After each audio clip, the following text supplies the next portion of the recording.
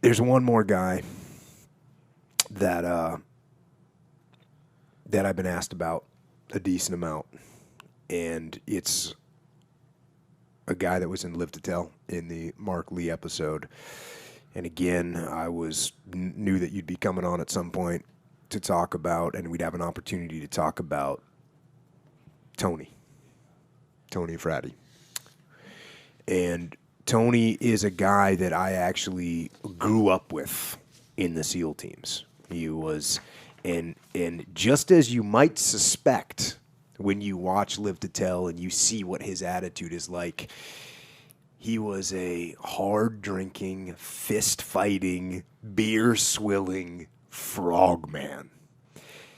And still is to this day. And there was, how often he would come to work on Monday morning with a shiner or bloody knuckles. It was just a normal occurrence. I mean, no, we didn't even get asked questions about it back then. So Tony Eafrati was an old school SEAL Team 1 guy that, kind of like me, grew up in the SEAL teams and grew up in that era of the 90s and the dry years.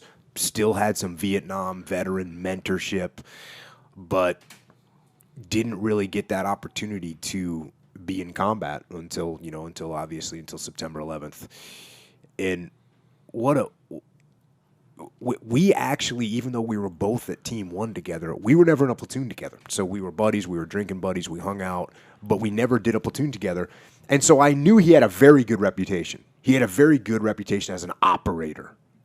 He always had that. But I never really worked with him. It wasn't until we were in Task Unit Bruiser together that I actually worked with him for the first time. And when I realized for the first time what I had in Tony, beyond the toughness and beyond the tactical prowess, was when we were at land warfare training, the training that you were just talking about. And there was a little kind of a quick operation to pull off. And it was just a quick, hey, go and assault this area. It was the daytime. It was basically going through the mechanics of an assault on a target. And I was watching you and Tony. Tony was your platoon chief. I was watching you two kind of figure out the plan. And you threw a couple ideas out there, and he just said, hey, sir, here's what we should do. Boom. Put these guys over here, set up a base over here, bring the maneuver over here, and put one Overwatch position on this hill. That's how we should do this. And you looked at him and said, that's awesome. That's perfect. Let's get everyone over here, and why don't you just go ahead and brief them up? And he looked at you, and he said, no, sir. You tell them what to do. It'll be better coming from you. And so here was a guy that obviously, because he'd been in the teams for 15 or 17 years, obviously had more tactical experience than you did. But he was so secure in his leadership and so secure in his tactical knowledge that it didn't mean anything to him. And he realized that the best thing that he could do for the team and for your platoon was to let you lead this. Let you put out the word. Let you give the plan. And I realized at that point, and this was early in our workup, that this guy was not just a tactician, not just a tough, badass frogman, but he was a real leader. And as I know you will say, you were absolutely blessed to have Tony as your platoon chief. I got to say, the SEAL teams has produced some phenomenal individuals, some incredible battlefield leaders throughout the decades in the proud legacy and history of the SEAL teams. And I can say with confidence that I believe that Tony Eafrati is probably one of the best combat leaders of SEAL teams has ever produced. And I don't say that very lightly at all, but he was a phenomenal battlefield leader. And you've heard of the break glass in case of war guys. This is that guy. And he was just... his experience level was phenomenal. I mean, he had, I had, at this point, to put it in perspective, as a platoon commander, I'm on my second platoon. So I had one deployment to Iraq. Jocko had a few deployments before because he was he had been an enlisted man for 8 years. And But Tony this was his 8th deployment. I mean, he had massive amounts of experience in the teams. I think he'd been busted down in rank like twice, right? Yeah. Hard fighting guy, and he wanted to be that platoon chief. That's all he ever wanted to be, and he was incredibly good at it. I can remember that same land warfare training you were just talking about. We're under fire. We're in a very difficult situation. There's a lot of chaos going on in this training environment. Here we are preparing for actual combat. And of course, they're trying to make that as realistic as possible and as challenging as possible. And we're getting shot at from like one of the target buildings, and it's made out of like 2x4s and plywood. The target building that's nearby. Tony realizes that we got to assault that target building now because we're taking fire from that building, and he does a like full on sprint, like wide open for about 50 yards, and does human battering ram into the doorway, 1-man clearance of the building, and like kills the role player who's shooting at us. And it was like, that's who Tony is. He's a total badass. He is going to handle the situation. And that's the guy he was on the battlefield. I mean, he definitely he was the guy. I mean, we leaned on him. The only time that I ever had an issue working for Jocko Willing was when Jocko said, "Hey, I'm gonna have to put Tony with this other group of guys." That's right. And I was like, I was furious and angry about that in a way that was. And until Jocko kind of took me under his wing, and you said, "Hey, here's why I'm doing that, and here's why." I had to balance out some leadership, And we put him with the most junior guy. Yep, put him with the most junior officer, who is an incredibly capable guy and did phenomenal stuff. But it was the right call. It definitely was the right call. As much as I hated that, but that was that was difficult. But Tony was just one of those guys that he was intimately involved in the planning, default aggressive. I mean, just incredibly aggressive. We're going to go in there and we're going to hammer the enemy. We're going to go right in his backyard where he's never going to expect us. And we're gonna win. We're gonna crush them. Yeah. We're gonna kill bad guys. And one of the things that gained us momentum, you talked about earlier, Jocko, of the mortars that hit right outside the building you were sitting in and killed the soldier, wounded several others. We had IEDs going off, and I know you were sitting in there in the meeting at the brigade. I met the brigade commander once, I think, or maybe twice, but I went in there. Actually, you know what? No, it was the first time I ever met the brigade commander. So I go in to meet the guy that's in charge of all of Ramadi. And as I go in to meet him, I'm in his tactical operations center. And we had put guys, Tony was out in the field doing a sniper overwatch for an IED, for IED emplacers in an area called Firecracker, where there was IEDs all the time, and where days earlier an IED had gone off and had killed several Marines and wounded several more. So I come into the Tactical Operations Center, and I'm in there for 30 seconds, and a call comes in, and it's the Marines reporting back that one of the SEAL snipers had just killed an IED emplacer on Firecracker. And the brigade commander came out of his office to kind of see wait, what?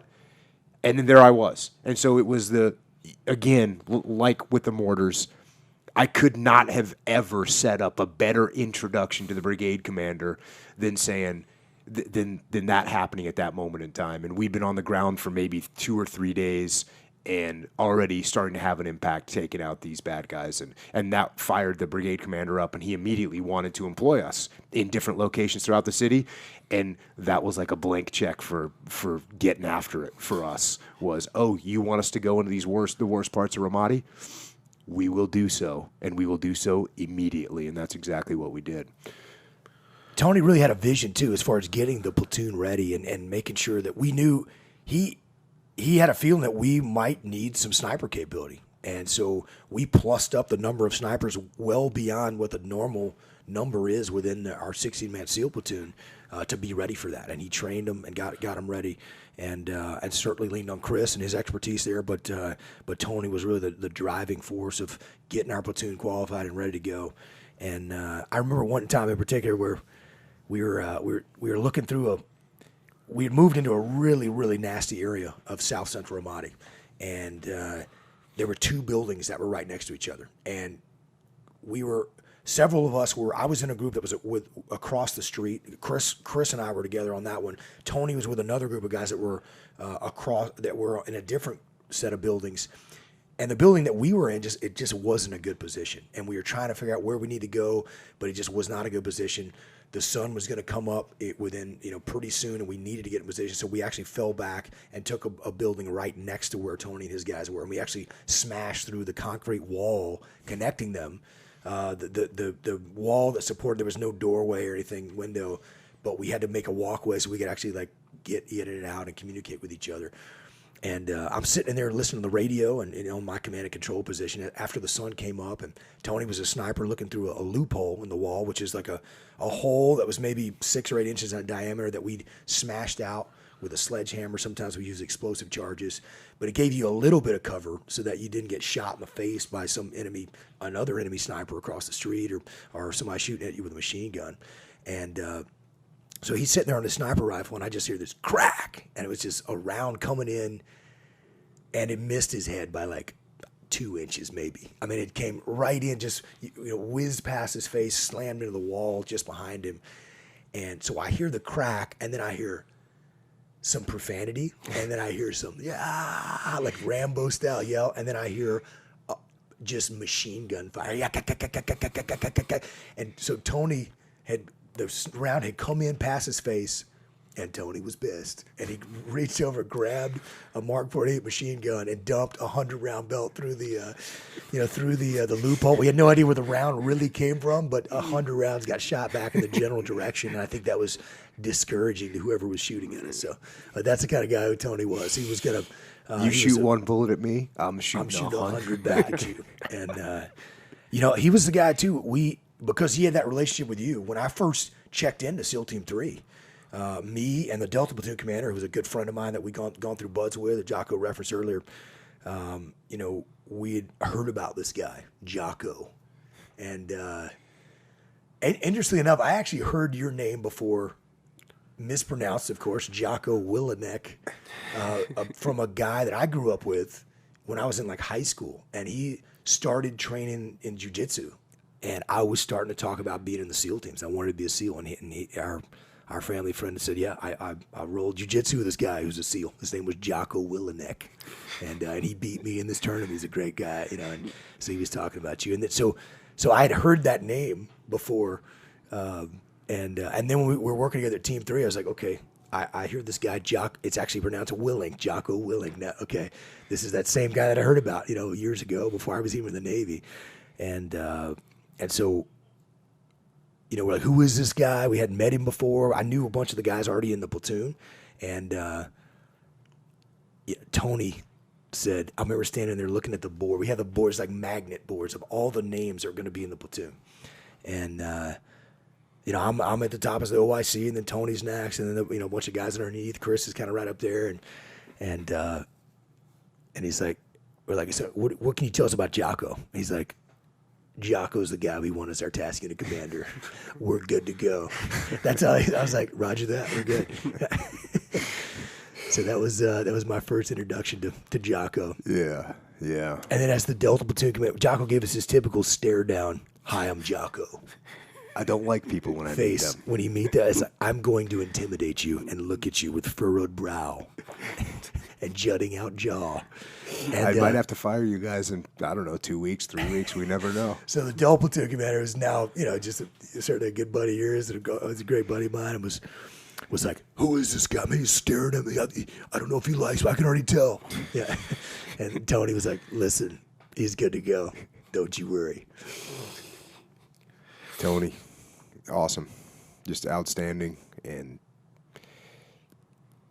I think one of the things that impressed me about him was that those old Vietnam lessons, the old school, just hardcore frogman stuff, he held the line on that as far as getting ready, as far as gear inspections, as far as debriefs and the planning. He just had that intense level of patience and of focus on the operations. Like nothing else in the world mattered to him. He drove standards, no doubt. I mean, he enforced standards, and he was just expected us to be hard. You know, when guys wanted to get soft and, hey, do we really need to push ourselves hard? Like, no, we're going to be hard. And in his thick New Hampshire accent, he'd say, "You better get your can of hide. We're going out to get it on." And one of the things that became a mantra for our platoon was BTF, Big Tough Frogman. And when Tony would say that, like, hey, we knew, like, we're going to BTF. What are we going to do? We're going to BTF in. We're going to get in a big mix-it-up, which meant a big gunfight. Then we're going to BTF out. And then we added Big Chow. And then we're going to go to Big Chow, hit the Chow hub, we're done. But BTF meant we're going to go in. It's going to be hard. It's going to be tough. We better, we're going to carry. A lot of these roads were so dangerous, we didn't drive in, so we would foot patrol in for, kilometers, carrying heavy gear, tons of water with us. We had to bring all that stuff in, and it was just, it was tough. It was difficult. And, we were going to BTF, and we took pride in that. Yeah, BTF pretty much became a way to overcome any obstacle of any kind. Mental, physical, environmental. All you had to do was just BTF. Oh, there's some kind of a challenge, just BTF. BTF. And then what are we going to do? BTF more. I actually remember Tony saying, because I don't sleep a lot, and he doesn't sleep a lot. So we would spend time together when everyone else was sleeping. And he'd come down to my office, and I'd say, "What are you doing up?" And he goes, "Oh, I was just laying in my bed, just BTF, BTF, BTF, BTF, BTF, BTF, BTF." So I figured I'd come down and see you. I remember him sitting in the camp. You could track it. We'd come back from an op, he'd be happy. He was fired up. We'd drop our gear every single time with great, tremendous discipline. I talked about him enforcing standards. Hey, we just got done with an op. Everyone's tired. Everybody's exhausted. Drop your gear is what he tell everybody. In 10 minutes, I want you in the mission planning space. And we go through that post-operation debrief, just talking about what went right, what went wrong, what we'd learned from it, what's the enemy doing now that we hadn't seen before, how can we adapt to that every single time. There was no cutting the corners. We did that every time. We could do it in kind of a short, concise form. But he'd be happy. We just got back from an op. We just went out and did some damage. And then you could track Tony's happiness factor. It was inversely proportional. His happiness factor was inversely proportional to the amount of time we spent in the camp. So the longer we stayed in the camp, he's like getting angry. I'm getting angry. And if we had an op cancel, which was pretty rare, but every once in a while we'd have a night where we didn't go out, and he would just be angry. I want to go out. I want to go get some. Why are we in the camp?